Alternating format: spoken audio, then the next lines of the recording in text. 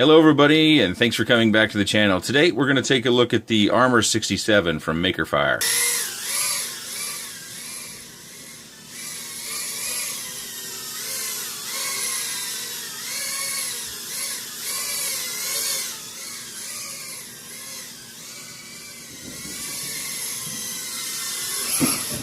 Featuring an F3 flight controller with an OSD. I believe this is a 6 amp 4-in-1 ESC. MakerFire branded D1103 10,000 kV motors. A 600 TV line, camera, and 48 channel VTX. 1535 props. A JST for your battery connection. Bottom plate measures 1.6 millimeters. Prop guard also measures 1.6 millimeters. It does appear to be 67 millimeters. It weighs 41.9 grams. Also included are some extra props, extra rubber bands for your battery, and some nylon screws and nuts. A USB battery charger, a tiny little screwdriver. It also comes with a 2S 400 milliamp 30C rated battery. The stock battery weighs 21.5 grams. The battery I mainly flew with weighs 17.2 grams. And a box that can double as a carrying case.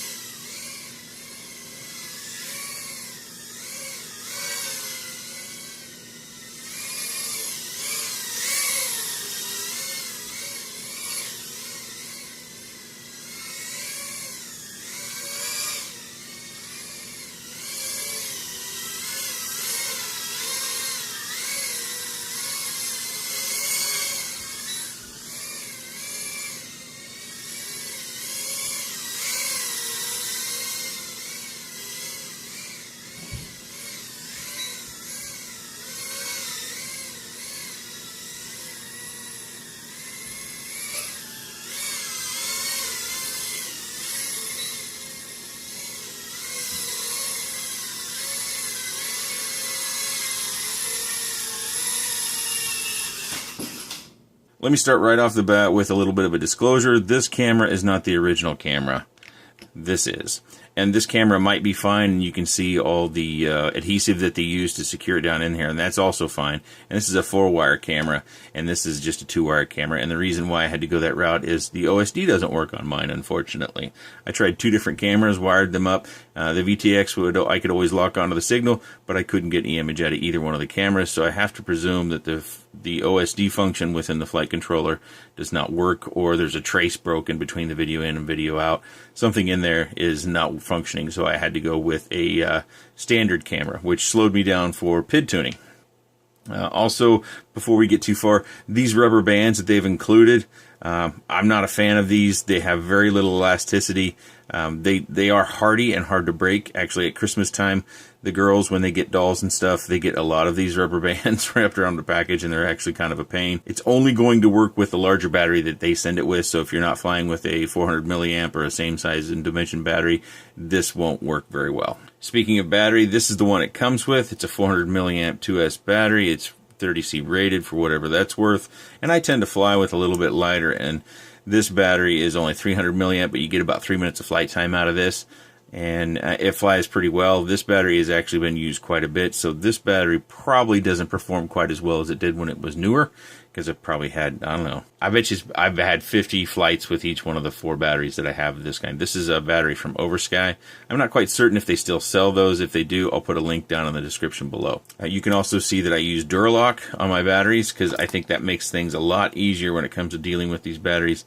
So I put a bit of that gummy stuff that we use for mounting batteries to increase the surface from the ESC up so I can get above these screws, and then I just stick these down, and then I use a couple of loom bands on these little nipples that we have and run it around. I find the loom bands, you can get a whole bunch of those, so when they start to get a bit worn out or their elasticity isn't so good, you can easily get more. This is my bag of loom bands. I've had this bag for probably 10 months. I got this off of eBay. They're those bracelets, the kids make, that they wear those, and they have these little loom things, and they make them. That's what they're for, but you can get these dead cheap. I think there's probably 1,000 or more in here. Anyways, this bag is still relatively full.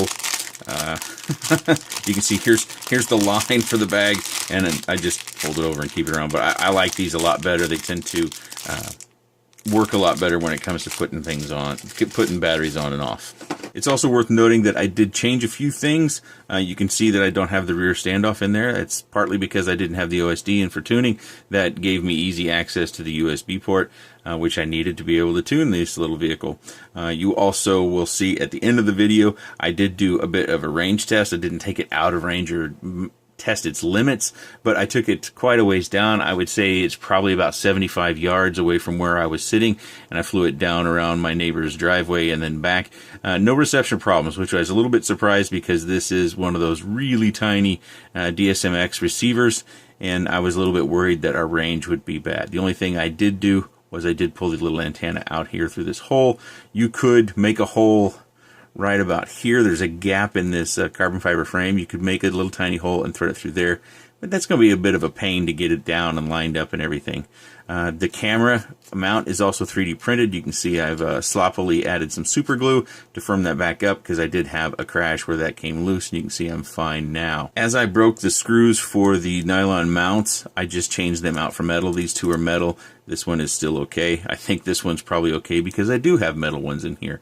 So if you don't have any 2mm metal screws, you might want to think about acquiring some of those. You do have extra nylon screws in the box, but I found that those tend to snap at the top. I didn't have any problems with them snapping at the bottom. One other thing I do suggest is you can take a couple of zip ties and glue them to the side and bring them up, say, maybe about here. It might help you protect your antenna from crash, because this does tend to land upside down. Sometimes with bottom battery mounted vehicles, they'll tend to come down and crashes or roll over here.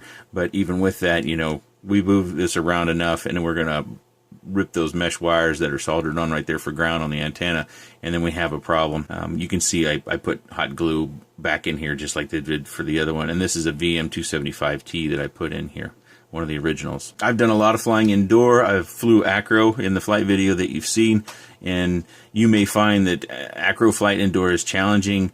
Depending upon your space, it may not be viable.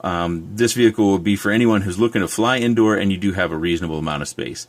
If you live in a small apartment or you have a small house, I'm a bit of a minimalist, and over the years with my wife, I've kind of had to go to battle to keep the amount of furniture that we accumulate down. And that's kind of makes for a nice little flying track, because I can stay below, say, 4 foot, and the furniture kind of dictates where I fly in the house. But I think this flies pretty well. It's got a lot of the same components that we've seen on other brushless micros. If you want to look at those brushless micros, I'll put a list to the, I'll put a card to the playlist right up here. I think this is probably maybe the 10th or 11th brushless micro that I've flown indoors, and pretty much they're all 3S. I think I only have 1 or 2 of the 1S variety. I did notice from time to time you can get a prop bent down, and it will rub on the nut right down in here, and you just have to bend your prop back up. You know, spin it up a little bit or hit air mode and see if it knocks, and if it does knock, you can see on mine it's kind of flanged up there a little bit because it did knock on there. Also, you see right here, hopefully you can see that, there's no nut on that one, and there's no nut on this one. That's the way it came. I presume that's the way they wanted it, and I left it that way because we don't have any screws down here either, which is a little bit bizarre. We saw that with the, I think it was the fly egg, that it also was mounted in 2 different spots, but that one was soft mounted. So I'm not sure why they did that. It didn't seem to have any negative impact on the machine, its durability, in my experience. Overall, I had a good experience with this machine. If you have any comments, questions, or suggestions about this particular vehicle, leave those in the section down below. I'll do my best to answer your questions. I appreciate your time, and thanks for watching.